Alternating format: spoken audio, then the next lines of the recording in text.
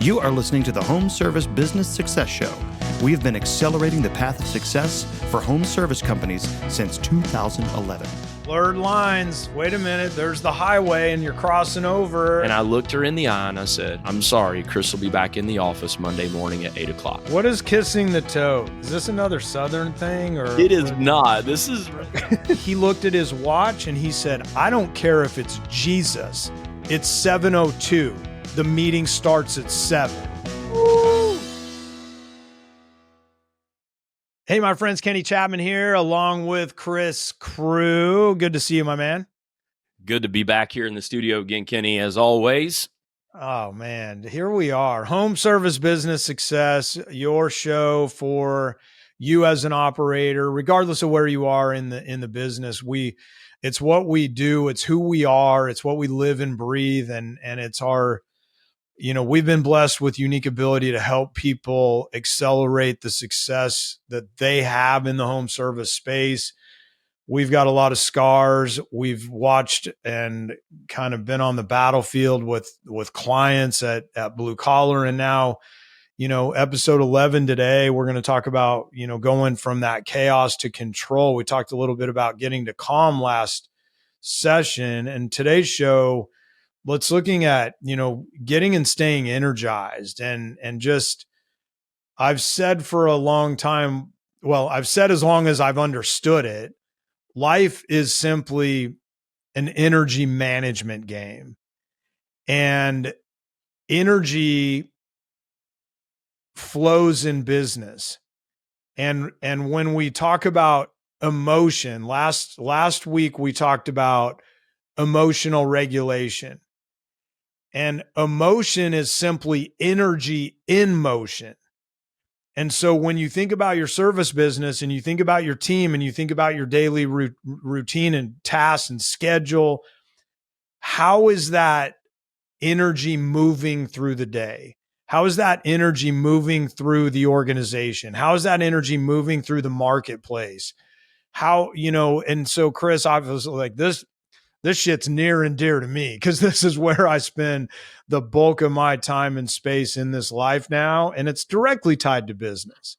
Well, I understand the concept of kiss the toad. I do. I truly understand that. But let me say this. Some people are kissing toads, but you've got people in your business that would love to kiss the toad if you just delegated it to them. But the challenge is you think it's your toad that needs to be kissed. And so you pucker up and you try to give that thing the sweetest kiss you can, knowing that it ain't going to be fun. Once again, let me say this. I understand the concept of kissing the toad. I do understand that. But you do not bring value to your team by doing things that drain your energy. What is kissing the toad for those of us that aren't exact? Is this another Southern thing or? It is not. This is written. I'm trying to remember what book I pulled this one out of. Okay. Go back to my Rolodex of memory. I know here. I've heard it, but I need my memory refreshed. It must be something you don't want to do, or yeah, it's the task in the business that you don't really want to do. A lot of times people will stall, put them off, procrastinate and do these things like, hey, just jump right in and kiss the toad. Well, it's like, what if I don't want to kiss the toad? Is there somebody else in the business that can kiss the toad for me and they would actually have fun with it? Yes, that would love it. Yeah. And by the way, that was not a prescription to give your team members all the dumb shit that you don't want to do. That is not what I said. I think are you saying that to me? Hey man, I'm not throwing rocks here. I'm just saying we're just having a conversation. But I think that's that does actually, when we talk about that, and last episode we talked about delegation, and I think it'd be I think it'd be a good reminder when it comes to delegation, Chris.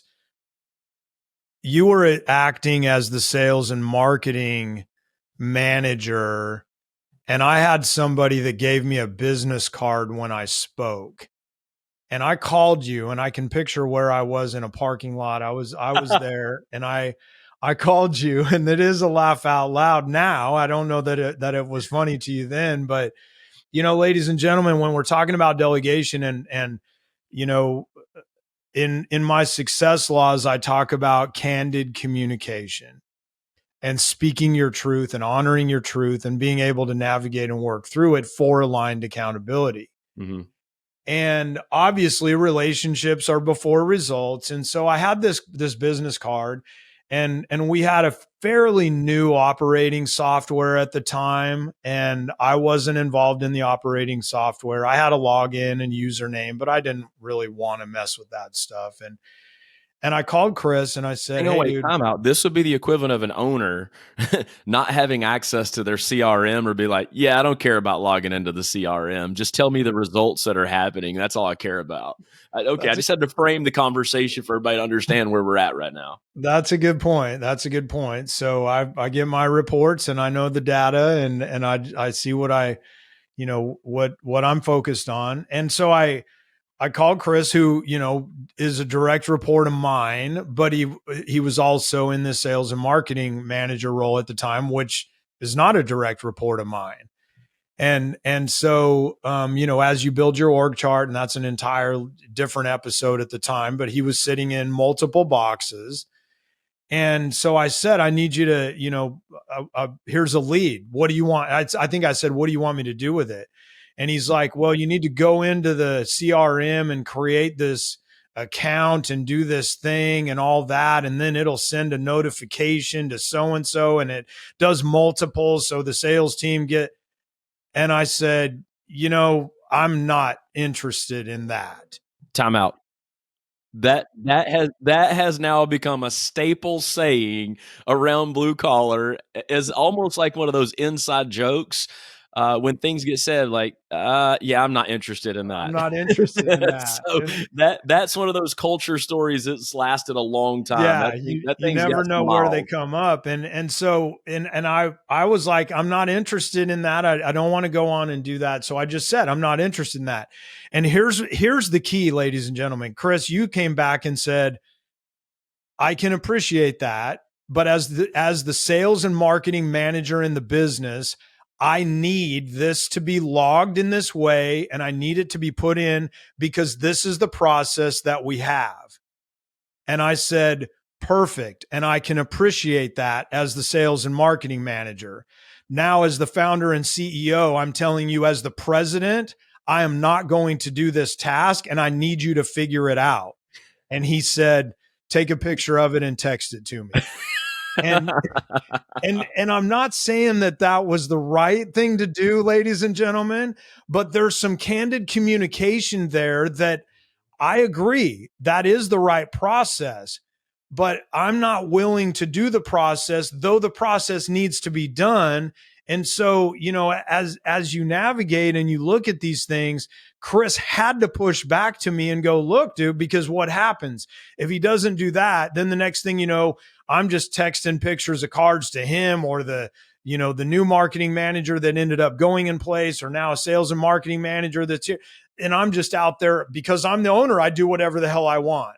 We found a way to navigate that and work through it, whether it was right or wrong.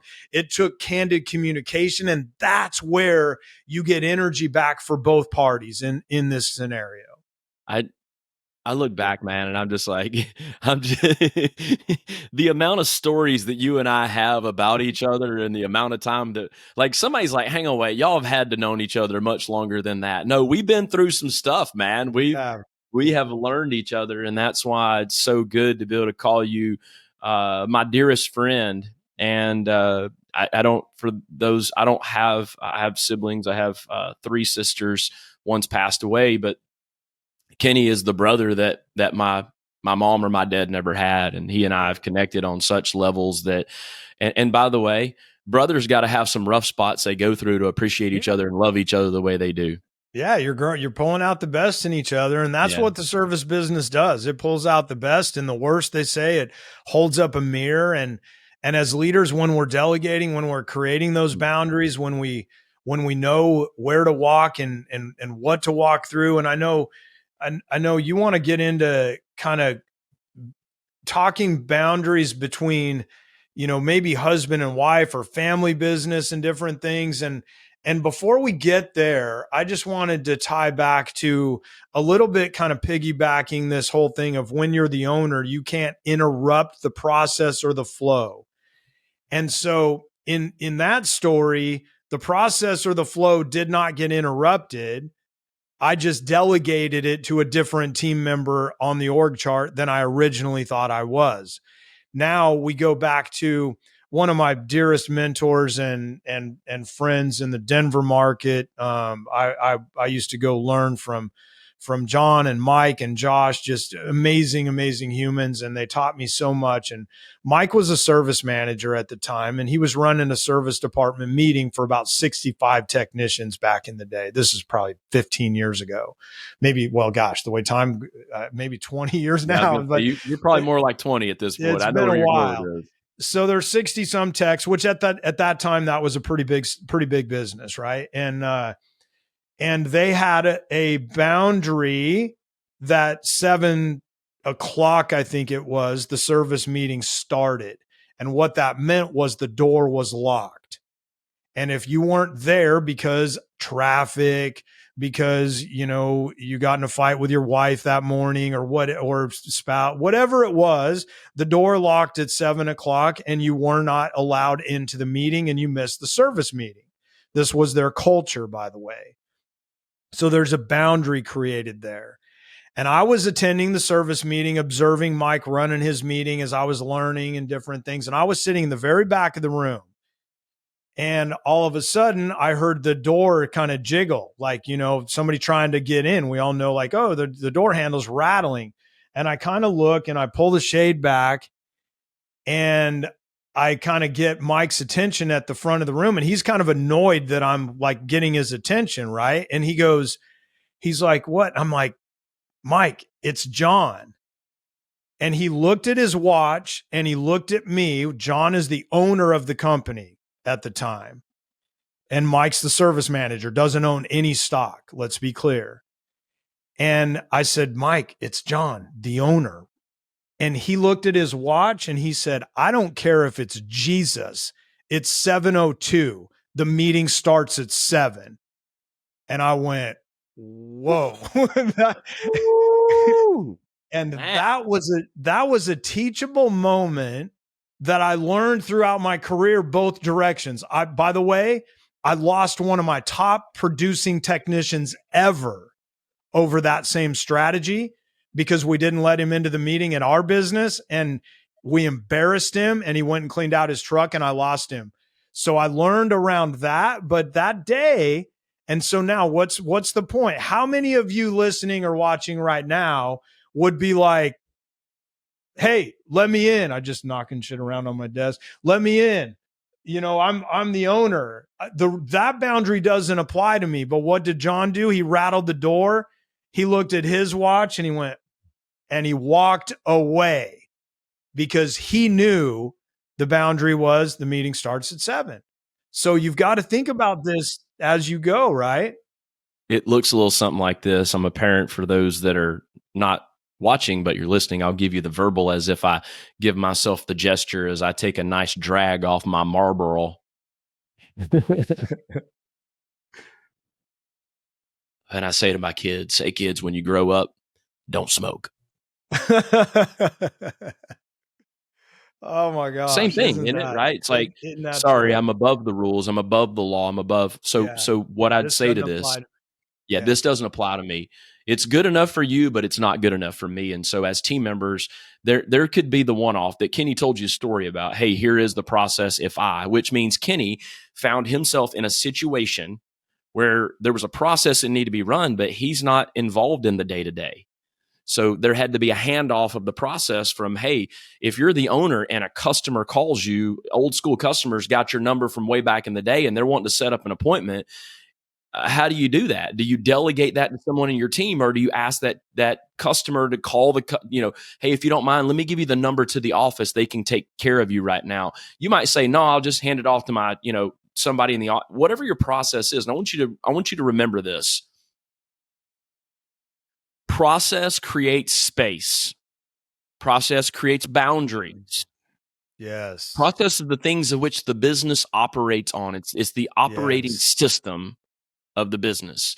And the moment, remember we said in the previous episode, you have to have your boundaries, because the moment that someone gets in your lane, we got to be able to recognize that. More importantly, the moment you get in someone else's lane, you got to recognize, oh, hey, I'm probably in a lane I shouldn't be in right now. Let me get back to my lane. Right. And it's not about better than, too good for, no, we don't collaborate. It's none of that. It's 100% streamlining of operations. It goes back to really about relationships. And, Yes. Once again, Kenny, you and I have a solid ass relationship. I think we've said some things that most people probably couldn't say without fear of what the other person's going to think or how they're going to take it. And we've established that relationship. And I think that we should probably venture into the past the relationships I've established in the business with people now that I consider friends to I've got relationships that are either through marriage or through blood in the business. And that can create chaos. Oh man. That can drain energy. Massive. And so I just want to really quick tell this story. I've told this story multiple times to people, and every time I tell the story, I'll have somebody, one or two people come up and say, Chris, thank you so much for sharing that. That's going to create freedom for me and my wife. Nice. Or thank you, Chris, so much for sharing that. That's going to create so much freedom for me and my brother. And so when there is a personal relationship and a professional relationship, Kenny, we believe this. You walk through those doors, you hang up all that personal stuff at the door and don't bring it in here. Like, we don't believe that. We don't believe that that is the world that you can live in. And it's an illusion. Figuratively speaking, I'm not, but imagine I'm going through a divorce and I tell that service manager, team member, anybody, hey, by the way, leave that at the door. Well, newsflash, they can't just hang that up at the door. The emotion, the pain, everything comes in the door with that. And what I'm going to say as an operator, you should be a safe haven for people. You should be a safe haven where people can come, and some people just want to take their mind off the things that are going on. And so those kind of things can create personal challenges in the business if you don't learn how to navigate. So here it's really clear. And by the way, my wife, Chelsea, and I have not always been this way. We've not always been as super solid in the operator role. And that translates over to husband and wife. Husband and wife, we're super solid, man. I said this is my second marriage, and I got it right this time. I got a good woman on the other end. But when we started working together, our MOs are different. Yes, very. By the way, polar opposites in some cases. Yeah, right. So we work from home. So let me just establish the kind of the environment. We work from home, and from time to time during the day, even when my door's closed, she respects that boundary. And she knows that if my door is closed, don't just come walking in because we're at home. She knows if my door's closed, that means I'm working on something. If it's quiet in here and nothing's happening, she may knock, and then I'll give her the, hey, come on in. But early in, my door's open and I'm working on business, and she would come in and just start talking to me about something that would be about personal, but about business. And sometimes, I said this, frustration occurs when expectations do not align. Right. We would get really frustrated with each other because what I found was Chelsea, my wife, was trying to have a conversation with Chris, her husband, during hours where Chris, the president, and Chelsea, the operations manager, were working in the environment together. Blurred lines. Wait a minute. There's the highway and you're crossing over. Like, exactly. Or Kenny, I'm sitting down in the afternoon on my back patio, enjoying the life that we've built together. And it's 5 o'clock, 6 o'clock, 4:30, 4 o'clock. Time doesn't matter. Nope. And I'm having possibly an adult beverage, enjoying the view, enjoying the weather. My feet are in the pool, just relaxing. And she would come out and have a conversation. I'll never forget the moment it happened.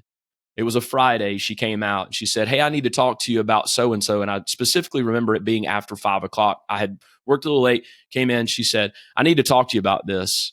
And my energy was gone for the day. It was gone. It was depleted. And I knew that. Right.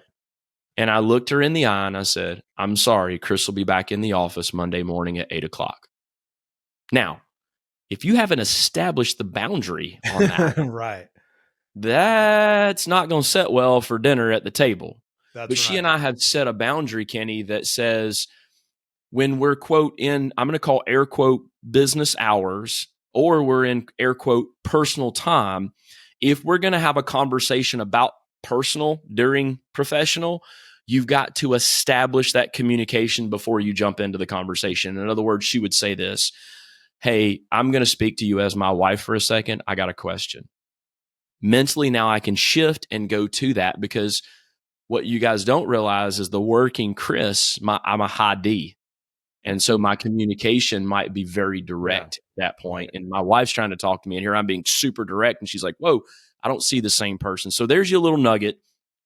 Create the boundary by establishing the difference in the conversations of relationships, and don't let those relationships just bleed over into all conversation, because, to Kenny, to your point, it creates blurred lines. And I think I would be amiss if I didn't mention as well, some of you that don't know us are thinking like, well, wait a minute. So Kenny and the lovely Christy have now empowered a husband and wife to run a company that Kenny and Christy aren't involved in the day-to-day at all.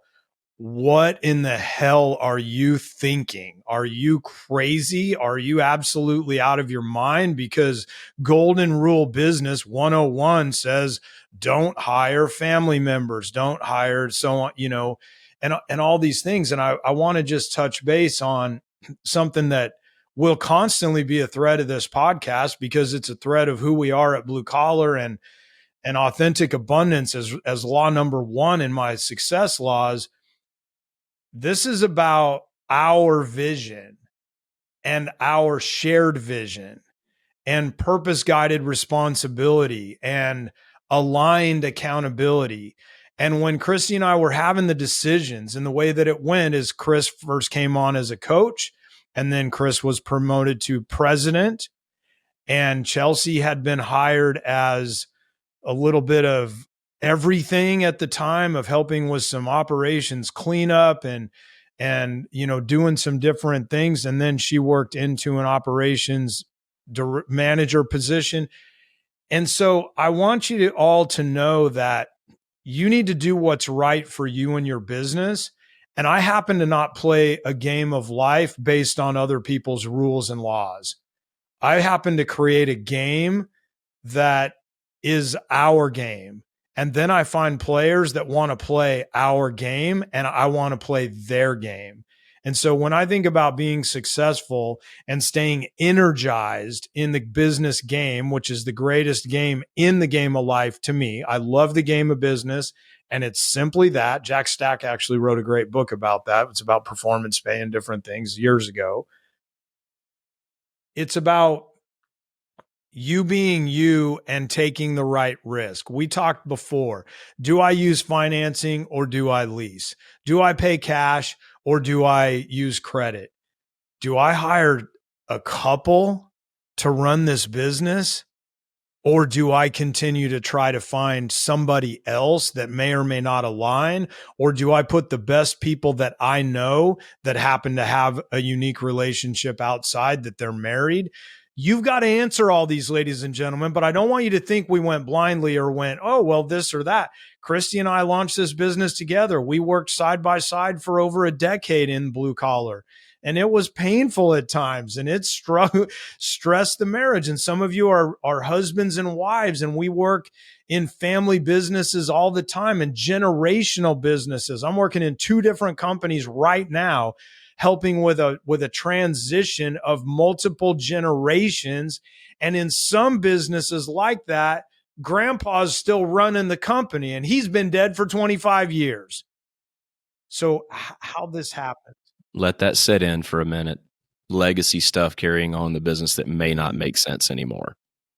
I didn't know we were going to go here, but we reserve the right to go in different directions. And I hope you're finding value in this podcast and this flow. And Chris and I are it's about energy. And these are areas that you get hung up. And some of you are going, well, I don't have a family member in the business. Well, I didn't in my I did at times in my service business, but I didn't for the bulk of it. But my key leaders, you got deep relationships with. And so you've got to continue to find those different boundaries and barriers and have that show up effective. This is tying right into that whole exhaustion component, right? And how do we go from chaos to control and stay energized as an operator? Well, those are things, those relationships can be energy depleting or energy renewals, depending on that. And I'll never forget, I want to say this, that, as operators as well, goes back to the previous episode that we talked about, where we talked about being selfless, right? Hey, I'm just going to put everybody before me. The problem is if I'm always giving and I'm not re-energizing myself, I'm eventually going to give out. And I don't mean that figuratively speaking as well. I'm going to be done giving. I won't have the ability to give anymore. And that's what leads to exhaustion and stress and health problems and not being able to sleep at night and those kind of things that really drive the operator to not be their best version. So a lack of structure in your daily operations is going to lead to chaos. Having structured around your time, structure around, like even today, Kenny, at a certain time, my calendar goes off and says, it's time to eat lunch, Chris. Now, I'm a grown man. I don't need to be told when it's time to eat lunch. But if I don't dedicate that time for myself, that time will get taken by something else in the business. Yes. And it ties to that priority and task and my boundary barrier thing that I was talking about, where as I had to embrace, boundaries are positive because they keep things in and they keep things out. Mm-hmm. And when you're talking about prioritizing tasks, you're prioritizing energy. And we all know the different things. Well, I'm a morning person. I'm an afternoon person. Sometimes, and regardless of your model or how you structure or how you work, knowing these things for you, one of our mentors, Dan Sullivan, we talk about him a lot. We'll probably constantly talk about him on the show because he's such a massive influence to both of us. He turned 80 last May. We went to his birthday party in a big event in Nashville, and he's every bit of 58 going on 81, man. Just an incredible human because he has massive boundaries in his life to a point. And I'm not advocating this because I can't do this, but I'm not even trying to. I shouldn't say I couldn't. I probably could, but at this point in my life, Dan has his haircut scheduled for like 4 years out. Like, think about that for a minute. Like, and a homeboy doesn't have that much hair. Let's be clear. I hope I don't get back to Dan that you referred to him as homeboy. Which, by the way, as I think about it, I think he'd probably think that's kind of cool, actually. He's probably okay with it. It's just a loving phrase that I've had for years from my days of 90s rap, I suppose. But it's knowing what adds to your energy and what takes away from your energy. And it's different for everybody.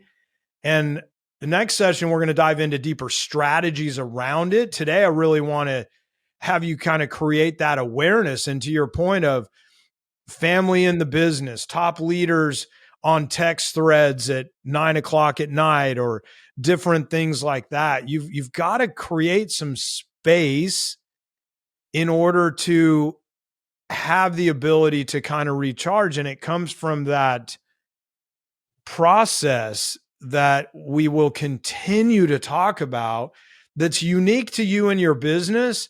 It has to be yours and you have to own it. But once you own it, you've got to execute it and everybody's got to buy in. Yeah. The challenge is, as the businesses grow, sometimes the system, and I give you an example, even in my service business, where I was acting service manager in a smaller role, and would eventually grow on to where I've got multiple service managers and I've got regional managers in place. I've got VPs of operations. Like, when you start looking at a structure of a business like that, you continue to remove yourself from the business. And this is very powerful, Kenny. What are the things that you need to know, and what are the things that you need to know? Let me repeat that. It was a little bit of a slip there. Let me help you out.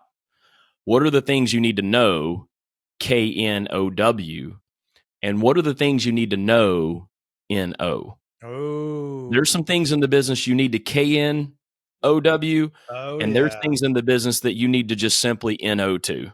Yes.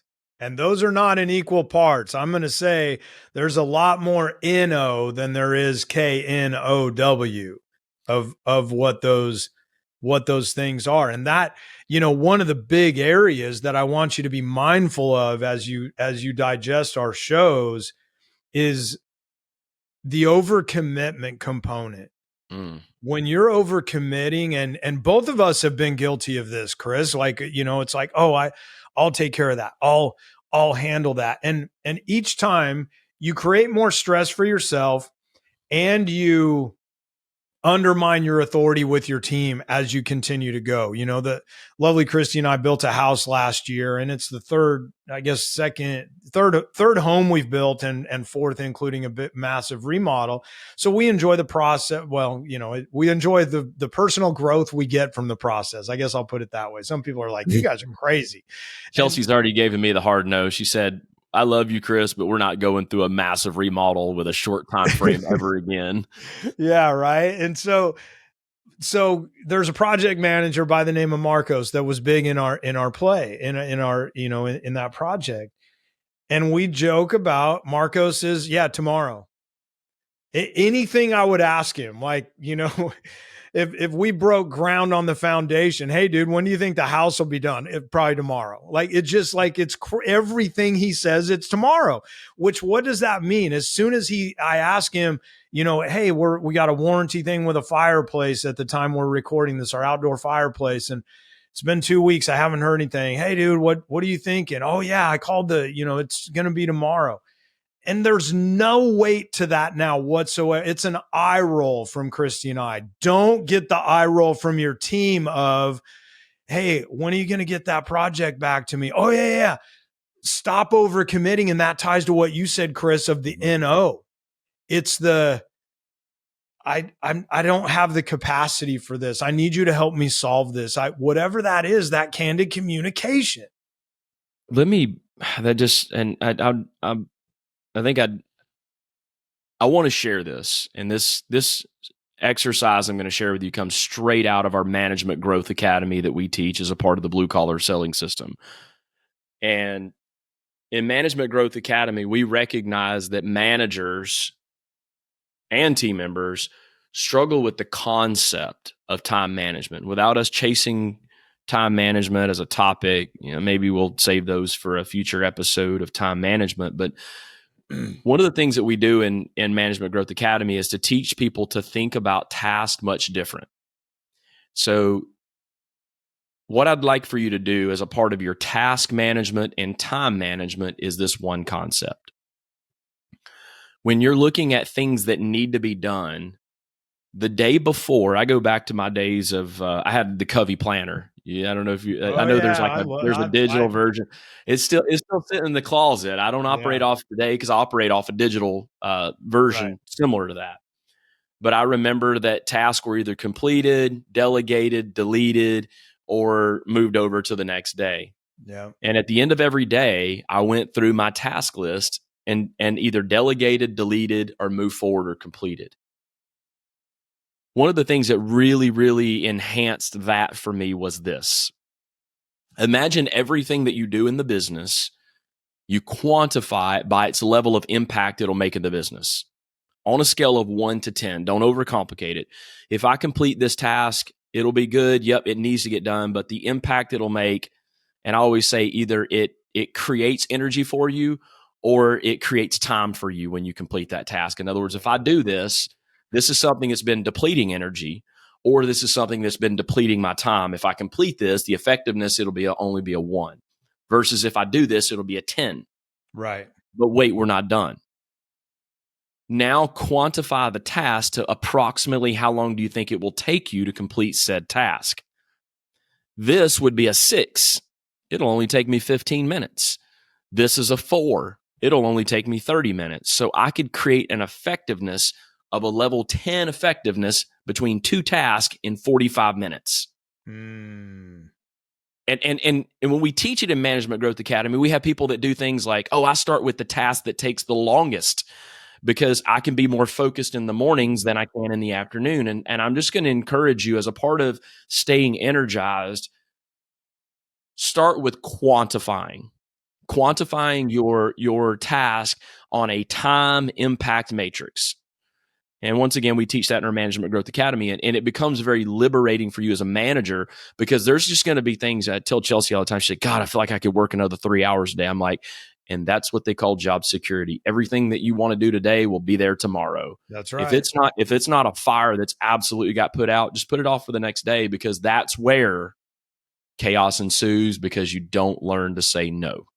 I'll say no to it today. I'll say yes to it tomorrow. And I love the quantifying. And that's one of the reasons I'm so big on playing a long game. Like, and it goes back to like the husband and wife thing about, like, we've empowered husband and wives to run the company. And the reality is I'm playing a long game. We're not looking to sell this business. So we're creating legacy in our own way and our own structure. And with that comes the space that there is tomorrow, the understanding that the reason I want to get it done is my own chemical imbalance, my own lack of emotional regulation, my own trying to feel okay in my head. And next episode, we're going to talk deeper strategies of how you can actually just completely recharge and power down a little bit. Like, we plug in our phones, all this technology we're using right now is on chargers. And if it's not, then it's got to be charged after a little bit. And next episode, we're going to talk about that more. And one of the ways that I'm able to create that space for myself is I'm playing a long game. And so if you're in a sprint, that's one thing, then sprint. But your life is hopefully a long game. And that's where, when we get into the self-care and we get into the power down to power up that we're going to talk about next week, Chris, that's where it really begins to land. And I'm super stoked because we're about to head into our final episode of season 1, I think, man. Yeah. That's going to be a wrap, man. It's almost like it's coming to an end, but here's what my anticipation is: that you, our listeners and our viewers, consume our content. And as you listen and consume content, we'll get feedback on that. And that'll tell us if this is what you guys want to keep doing or not. If you want to keep continuing on this ride and this journey that Kenny and myself, which we said in the trailer that we would take you on, a ride and on a journey. That's right. That I hope that the journey and the ride's been fun for you. And hey, if it's not, we'll put a bow on season 1 and we'll hang it up, and our podcasting days will be put on pause. However, if this has been good, like, subscribe, download, do all the stuff that's going to create a higher level of engagement for yourself, only if it's been valuable to you. Our desire is not to talk your ears off. Our desire has been to drive value and create thought-provoking moments for you. And this is the sham wow moment. But wait, there's more. We got one more episode coming for you, ladies and gentlemen. So make sure you tune back in for one more, episode 12 coming up soon. Thank you so much for your time. Thank you for being here as we're continuing to navigate this incredible gift of the home service space. Home service business success. Kenny Chapman, Chris Crew. Thanks for being here, bro. It was a pleasure. Thank you so much. See you next episode, everybody.